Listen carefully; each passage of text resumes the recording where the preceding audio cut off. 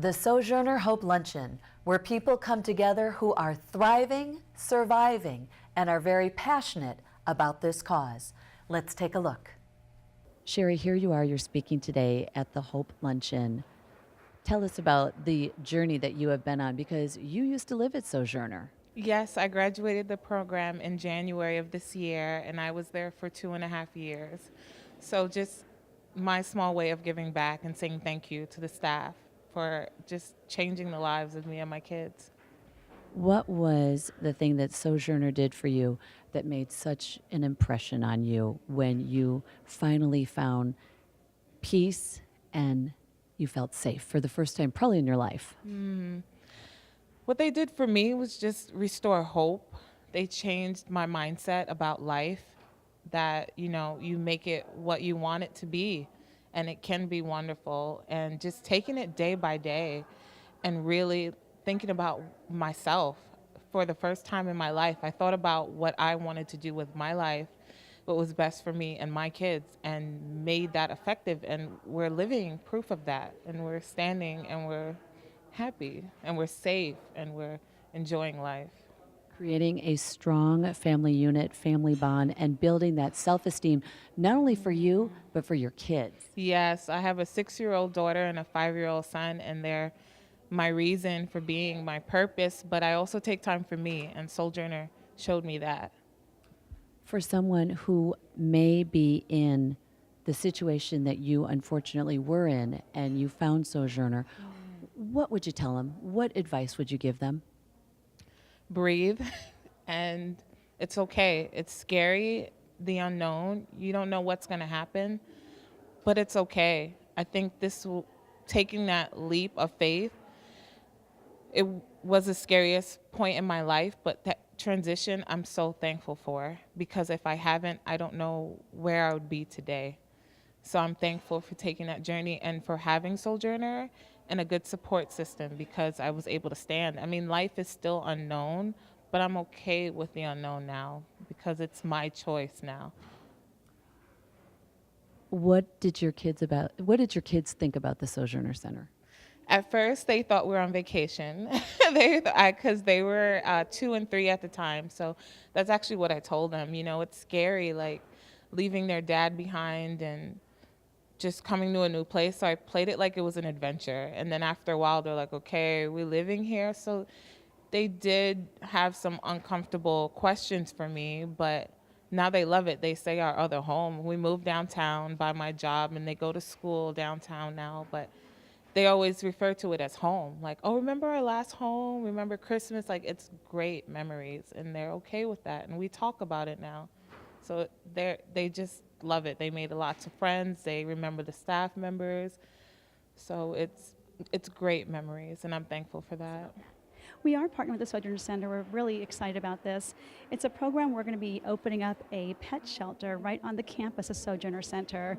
And the idea around this is that there are so many women and families that have to leave their pets behind with their abusers when they're seeking help, and it shouldn't have to happen. So bringing the pet shelter on the campus with them will let the pets come with them and be safe and cared for while they're being safe and cared for. Well, and that's so important, because we're learning more and more now that the woman or the kids or the other part of the family will flee, but then the woman will go back because she's more concerned about the pet, and then that's when things really can go down. That's correct. There's actually statistics out there. Oops, come here, Chester. That's correct. There's actually statistics out there where 71% of families that have domestic violence with pets have also pet abuse, but 85% of women who have fled and left to a women's shelter have pets that have been abused or killed after they left the house. And 85%, that's an astonishing statistic. So there's a lot of fear there for these women that are leaving their pets behind, as there should be. And I think, too, that they're afraid that something's going to obviously happen with their pet, that their pet will be killed. And I'm sure 9 times out of 10 that the woman's going to get it just as bad as the pet, if not worse. Yes, pets are actually a part of there's so much similarity between the pet abuse and domestic violence. Pets are used as pawns. It's a way to control the women and the families. It's a way to scare them. It's a way to lure them back to a house.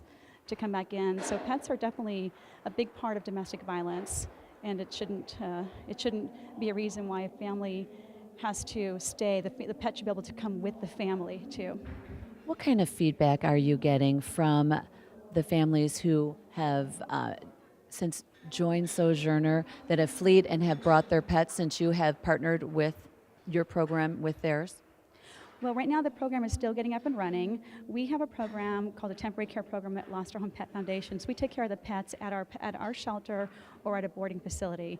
This program will be where the pets will be cared for actually on the Sojourner Center, but that is still in the phases of getting up and running, and we're needing help to get that up and running. But I have so many stories of pets we've helped where we had them at our shelter. One of our stories here is Chester, and Chester's family, his mom, had went to a domestic violence shelter and could not stand to leave him behind. This is her child, and he came to us, and he's really changed so much. He's been able to get so much more care than he was able to get when she was living at the home with her abusive spouse, and her life is just really changed for the better in so many ways, and she feels like Chester has made it worth being around. He's what she wants to be able to get up and do in the morning, is take care of him, and he is the one who makes her happy, and he's the one, she calls him her therapy dog, because he is her life. It gives her meaning. Gives her meaning, and dogs, what they sense, they know when there's trouble that's about to go down, and I'm sure that Chester probably feels at peace as well as his owner. Absolutely. The transformation in Chester has been amazing too. I see how much she has blossomed as a woman, and I see how much Chester has blossomed as her pet, and how much happier he is. And when she came back and she saw him, and the greeting that he gave her, and just she could not believe the difference in his spirit, after not being in a home that with all the abuse, because that, even if he wasn't getting hit, that abuse is stressful on the animals too. They see it, and they know it's dangerous, and they don't always have a way to help. So his whole spirit has changed dramatically since he's been out of the situation, and her whole spirit has changed dramatically since she's been out of the situation. And it's really exciting to see the two of them kind of growing together. Thank you so much for adding your program to Sojourner, because this is a walking success right here. Absolutely. Thanks, Chester. Thank you so much. You're welcome. Thank you. Hi, Chester.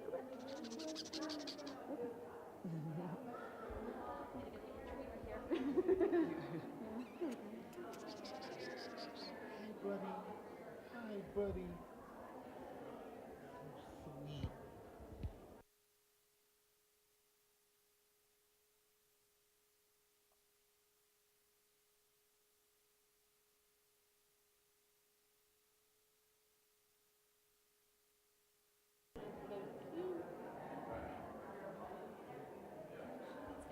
She wants to add one more in here.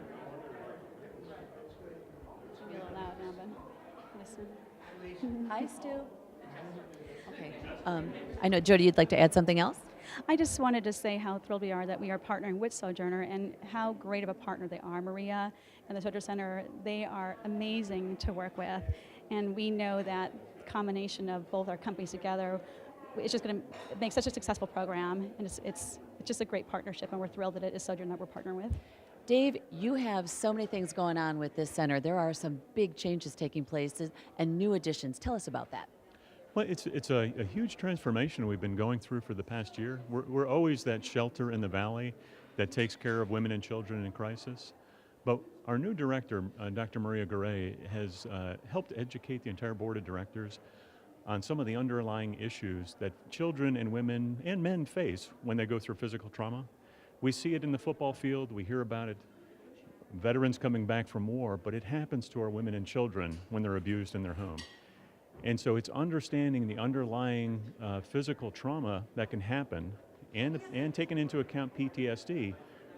We are going to be working with world-class experts, not only locally but nationally, to put together programs to measure people as they come into our facility, through the programs that we provide to help them heal quicker and help them adjust and become self-sufficient faster when they leave. Yeah. Self-sufficient, and also building self-esteem, because so many times when these women and children are fleeing, they're scared to death. The kids are scared to death. They don't know what's going on.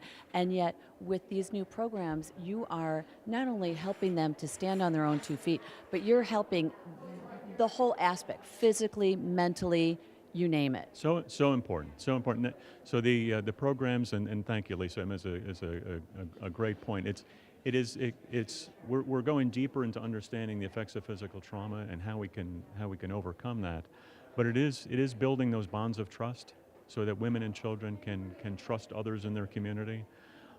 And in a very important component, we are one of the most diverse populations when it comes to domestic violence in the country. And we don't, that's an area that we're going to be going much deeper into during the coming years, and making sure that we are culturally sensitive to the people that are coming through. And so I think that will also help build those bonds of trust as well, that we recognize, we meet them where they are. And go ahead. Well, no, and Sojourner, too, when it comes to domestic violence, I mean, it doesn't matter if you're black, white, green, or purple. I mean, if it's going to happen, it's going to happen. It happens all over. The population that comes through Sojourner Center is very diverse, just about all races, all ethnic backgrounds, and it is not income dependent. It is not geographically dependent. It happens in all families, and it happens in all communities. What we need to do as a shelter is help people talk about it.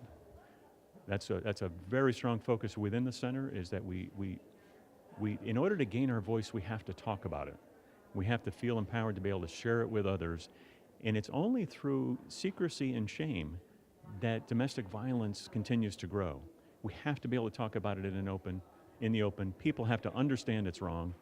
And very importantly, men need to stand up, and men need to be part of that solution. It is not a woman's issue. It is primarily, I'll say, a community issue, and it involves the men in that community.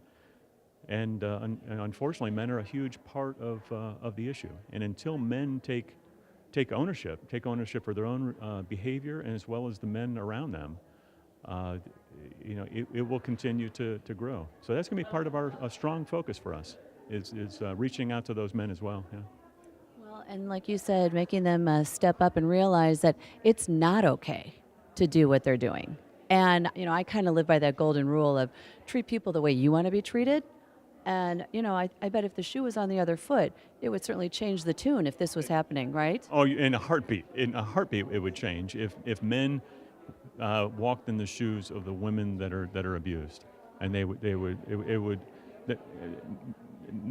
my generation and the generations that are older than me, we grew up in a world which was something that wasn't challenged. It was something that was not ignored, but it was other people's business. And what we have to be able to do is recognize this is a community issue. This is not a private issue where one person can abuse another and hold power and control over that person, because it affects not only that person, but it affects their family, and it affects their entire community around them. And Leslie, why are you so passionate about this? I mean, you're the board president. Why the passion? Well, we've moved a number of times. I've always been involved in our community. It's just something that was instilled in me from a very young age. But interestingly, I came to Sojourner Center about 8 years ago as a volunteer and as a donor because I believed in the cause. It was only after several years and talking with my mother that she revealed a secret that she had held for over 65 years, that her father, my grandfather, nearly destroyed their entire family. I lost a young uncle just through simple childhood diseases, but they were constantly on the run from my grandfather. And I don't have an uncle there, and it's just my mother and my grandmother, all alone in the world. And a social worker took them under her arm and built that trust back up, gave them the confidence to go back out. My grandmother became self-sufficient with a job. My mom went back through school. She raised 4 kids. We've gone on to raise our own families that give back to our community. And so I look at Sojourner Center. It's interesting that my mom also told me that our family friend Dorothy, who gave me and each of my brothers our first job mowing her lawn, that was the social worker from over 20 years prior to that. And so it was a wonderful legacy that Dorothy left for our family and other families that she touched. And so I'm not Dorothy, but I support Sojourner Center because that's how I view this organization. I always find it interesting when people start to share their passion about why they're involved. And in your situation, as I'm sure so many's, it hits deep and it hits home. And that's exactly what you just shared with us. Where do you hope Sojourner will be in 10 years? I look to us to be a center of excellence, not only for the best way to accommodate the needs of women and children in crisis, but also to be a place that policymakers come to, that they look to Sojourner Center for information on what are appropriate responses in the community, either at the state level or local city level. Because there's information that we have when we collaborate with others, we can form a better community. It's not about spending money. It's about working together. And when we work together and share information, we can do relatively simple things that reduce the workload, for example, of Child Protective Services, at the same time making life easier and safer and within the participants in our agency.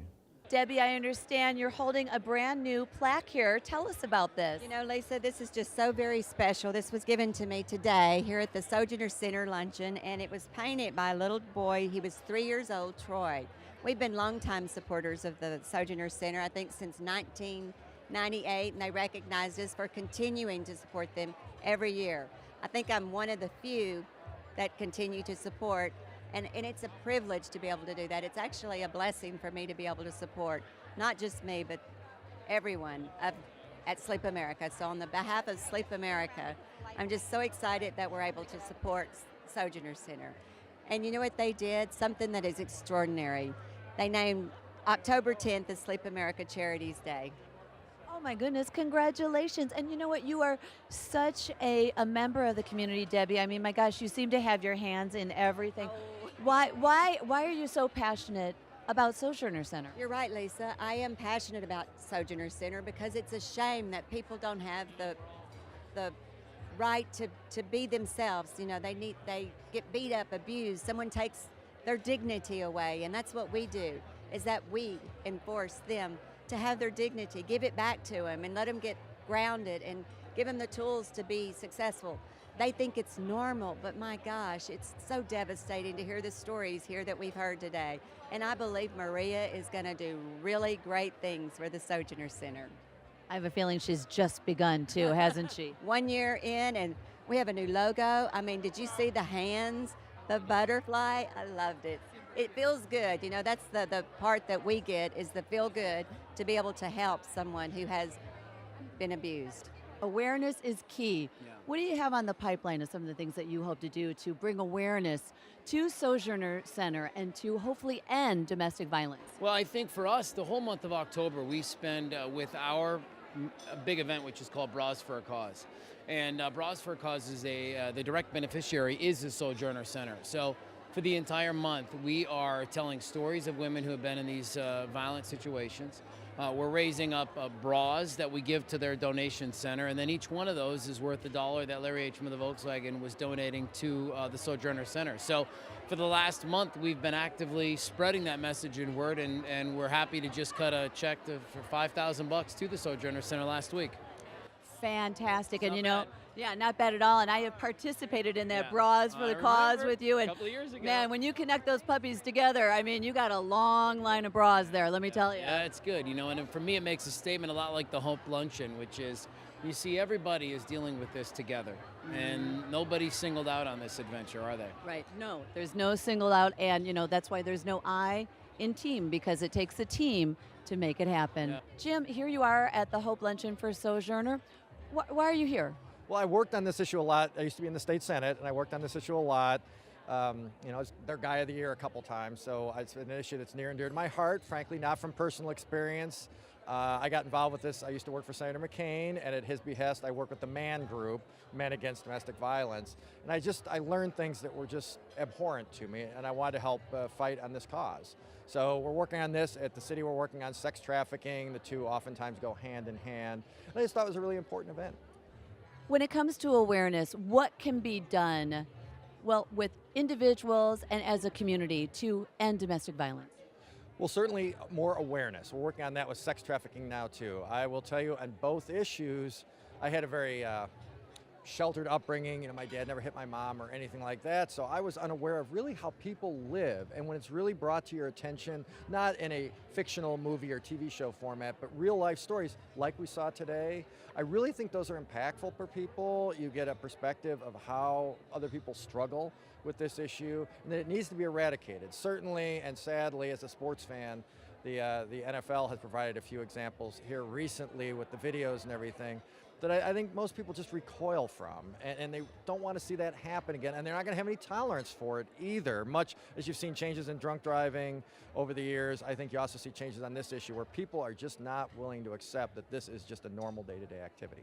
It's, yeah, not a normal day-to-day, and we never know what goes on behind closed doors, unfortunately. Sadly, it is a day-to-day activity, and people need to get their heads around that. I could tell you horrible statistics about human trafficking, but going forward, we need to make sure you're never probably going to eradicate it, but you can certainly address it and make people who maybe are at least rational enough that they should know better, that maybe they will think twice before they engage in these activities. You have lived this firsthand.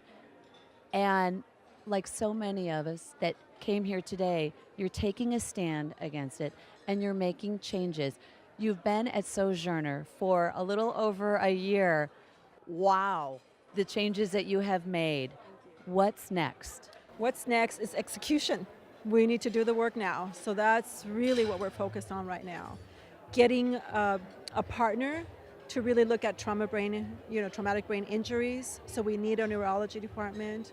You heard that we're doing a domestic violence learning lab. So we're looking for a partner to really look at that issue and to do research. We are looking very, very intently on children because domestic violence starts with the children and ends with the children. So we're looking for those partners, and you heard about our concurrent pet shelter for pet parents. We need supporters. We need funding for that. But if you can't help us with funding, volunteering, our donation center, and there's so many other, we're starting an endowment moving forward with that effort as well. There's lots of ways that you can help us. It's help us message this issue. It is not a women's issue. It is not a women's issue. And I think that's what you heard today. It is an issue that impacts all society, and until we really acknowledge that, we won't be able to resolve it. And so we really invite you all to be part of that discussion. And I think you, the media, play a critical role in that, telling the story the right way, the comprehensive story, not just 1/8 of the story.